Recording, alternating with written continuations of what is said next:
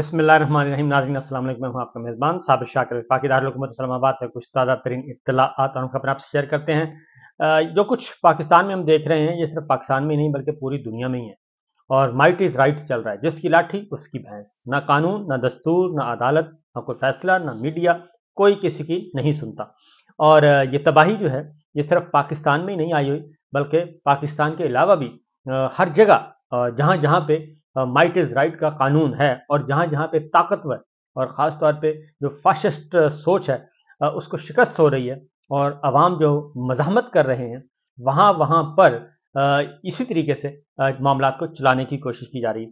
पाकिस्तान के सियासी हालात और वाक़यात पे मैं ज़रा बाद में आता हूँ। पहले कुछ चीज़ें, क्योंकि हम उनको नहीं भुला सकते, जो इंटरनेशनल लेवल पे जो कुछ तब्दीलियाँ हो रही हैं और ख़ास तौर पे इसराइल और फ़लस्तीन का मामला और फ़लस्तीन और गज़ा में जो कुछ ज़ुल्म सितम हो रहा है, पूरी दुनिया में उसके खिलाफ आवाज़ उठाई जा रही है।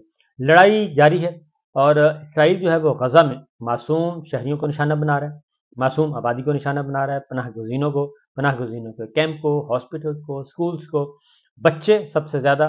मेरा ख्याल है कि हालिया तारीख में इतनी ज़्यादा तादाद में बच्चे शहीद हुए हैं कि मेरा ख्याल है करीब करीब इसकी कोई मिसाल नहीं मिलती कि चंद दिनों में हज़ारों बच्चे जो हैं और हज़ारों ख़वातीन, निहत्ती ख़वातीन, निहत्ते बच्चे, मासूम बच्चे जो हैं उनको निशाना बनाया गया हो और वो शहीद कर दिए गए हों।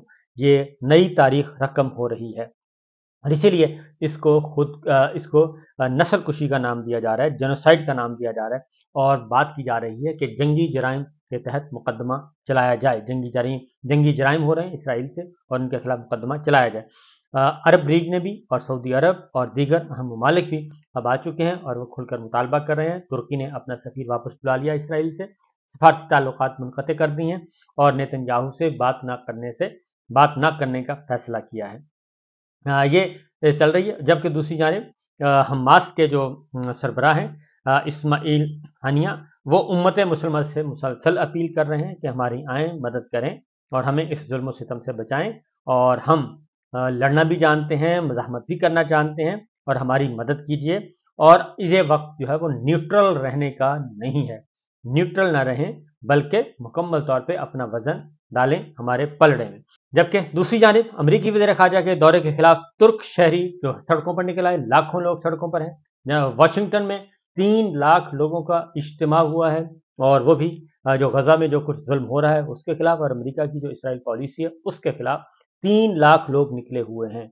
तो ये गज़ा में ये वाशिंगटन की सूरत हाल है, ख़ारजा पॉलिसी का मसला है।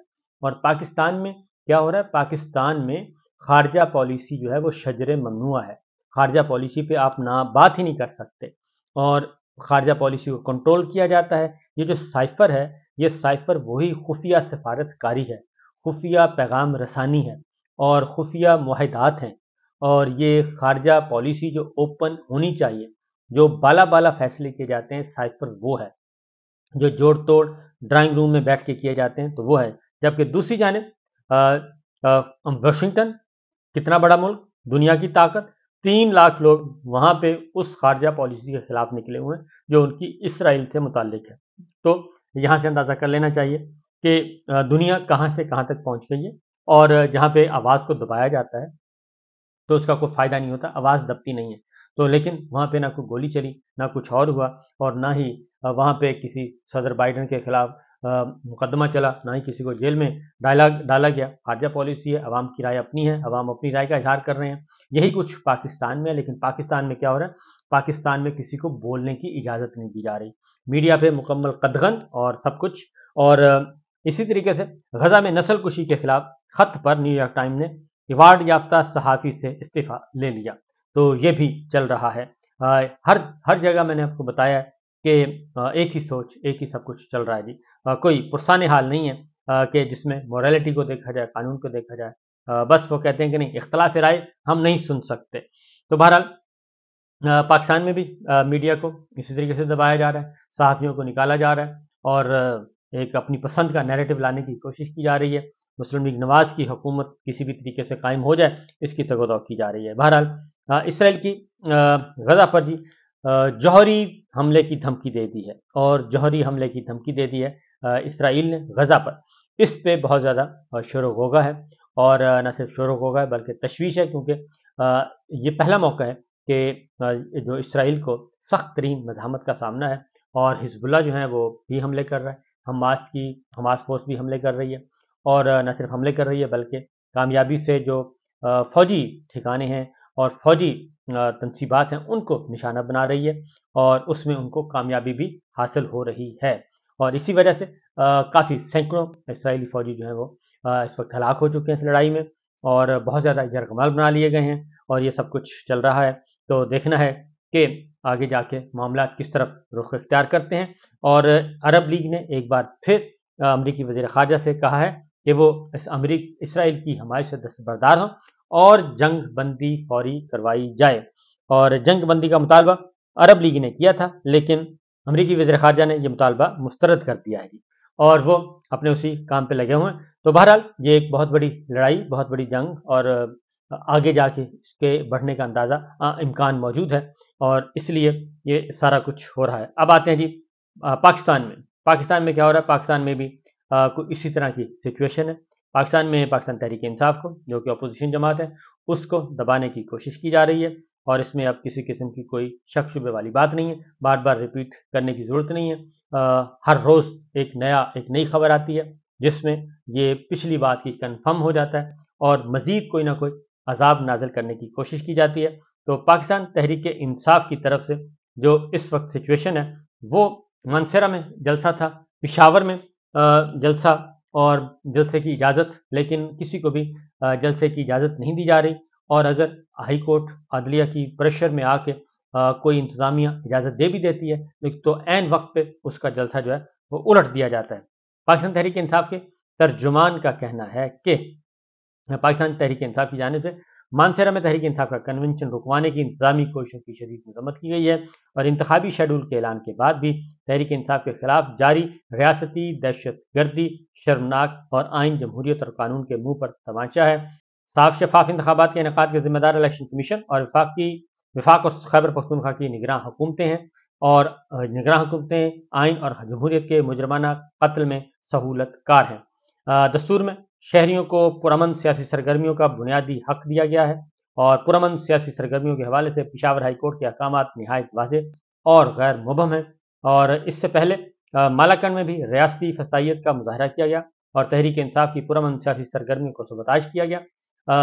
آزادانہ، منصفانہ، غیر جانبدارانہ اور شفاف انتخابات کے لیے تمام سیاسی جماعتوں کے لیے انتخابی مہم کے مساوی مواقع بنیادی تقاضا ہیں۔ سپریم کورٹ بھی انتخابات کی تاریخ کے تعین کے موقع پر بھی تمام جماعتوں کے اپنے انتخابی پروگرام اور منشور کے ساتھ عوام سے رجوع کرنے کے بنیادی سیاسی حق کی تائید کر چکی ہیں۔ ملک کی سب سے بڑی اور مقبول ترین سیاسی جماعت کو انتخابی عمل سے باہر کرنے اور عوام کو کہ ووٹ کے بنیادی حق سے محروم کرنے جیسے مذموم ایجنڈے پر کاربند ریاستی عناصر آئین اور جمہوریت کی بے حرمتی پر بضد ہیں۔ یہ ترجمان پاکستان تحریک انصاف کا کہنا ہے، اور عمران خان صاحب اس معاملے میں بڑے کمیٹڈ ہیں، اور انہوں نے کچھ پارٹی کو ہدایات بھی دے دی ہیں، وہ بھی میں آپ کو بتا دیتا ہوں۔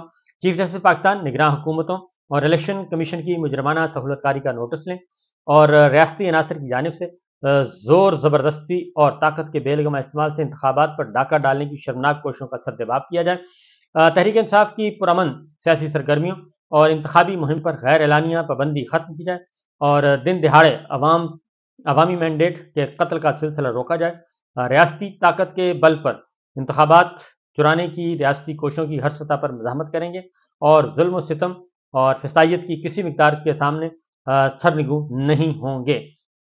یہ پاکستان تحریک انصاف کے ترجمان نے اسٹیٹمنٹ ایشو کیا ہے۔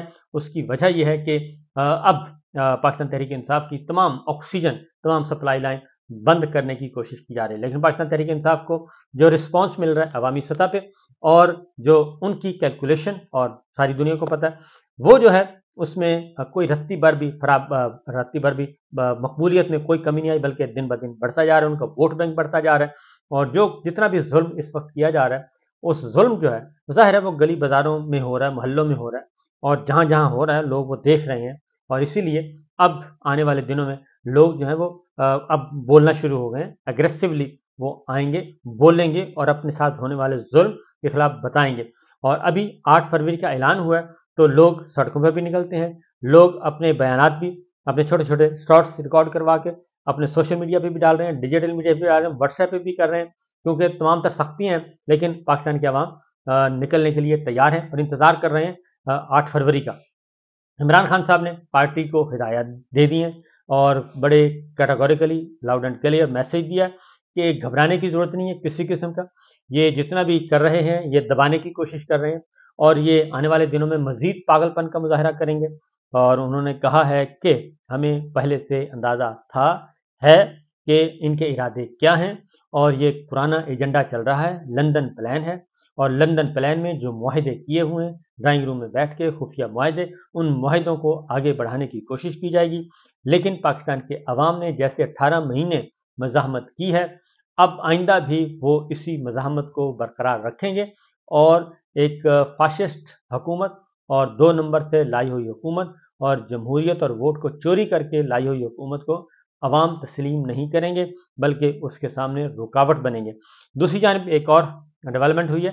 बलूचिस्तान अवामी पार्टी मियां नवाज शरीफ साहब BAP को चाह रहे थे कि हमारे अंदर जम कर दिया जाए, यानी कि बलूचिस्तान अवामी पार्टी बाप पार्टी, जिसको बनाने वाले भी बाप हैं, बापों के बाप। तो उन्होंने ये पार्टी नवाज शरीफ साहब जो हैं वो लेना चाह रहे थे, सारी की सारी पार्टी वो कहते थे मुस्लिम लीग नवाज के अंदर जम कर दी जाए, क्योंकि अनवार काकड़ साहब का ताल्लुक भी बलूचिस्तान अवामी पार्टी से है, सरफराज भुट्टो साहब का ताल्लुक भी बलूचिस्तान अवामी पार्टी से है, काफ़ी अच्छी खासी सीटें हैं और सेनेटर में भी हैं और अदरवाइज भी हैं। तो लिहाजा और बड़ी मुश्किल से ये पार्टी इस्टेब्लिश करने की कोशिश की जा रही है।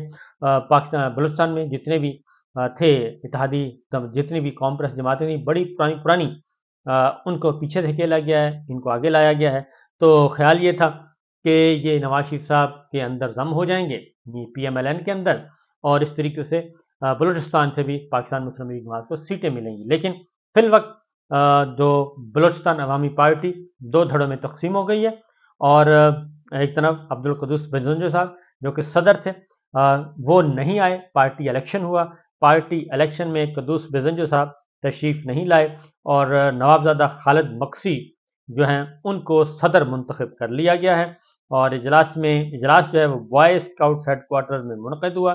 चेयरमैन सेंट सादिक संजरानी साहब भी गए हुए थे और स्पीकर बलूचिस्तान असम्बली जान जमाली साहब भी थे, बहुत अच्छे इंसान हैं। पार्टी के दीगर रहनुमा में सरदार सालेह भूतानी थे, मंजूर काकड़ थे, प्रिंस आगा थे, अहमद जई थे, जुबैदा जलाल थी, रुबीना इरफान थी।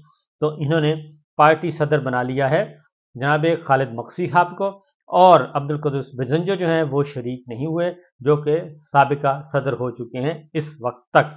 और इजलास से खिताब में पार्टी के मौजूदा सेक्रेटरी जनरल सेनेटर मंजूर काकड़ ने नवाबजादा खालिद मक्सी को पार्टी का सदर मुंतखब होने पर मुबारकबाद दी है। पार्टी 2 हिस्सों में तकसीम हो गई है। अब्दुल कुद्दूस बेजंजो नहीं आए, इसका मतलब है कि वो नाराज़ हैं और वो अपना कोई नया सफ़र शुरू करने लगे हैं। तो देखें क्या होता है जी। कोशिश पूरी की जा रही है कि मुस्लिम लीग नवाज को पूरी बैसाखियाँ फराहम की जाएँ और मुस्लिम लीग नवाज भी इंतहा कर रही है बैसाखियाँ बमाए, वो कहते हैं जी बैसाखियाँ नहीं, बूट चाहिए हमें, बस आप अपने बूट दे दें, बाकी सारा काम हम खुद कर लेंगे। इजाज़त दीजिए, अल्लाह हाफ़िज़।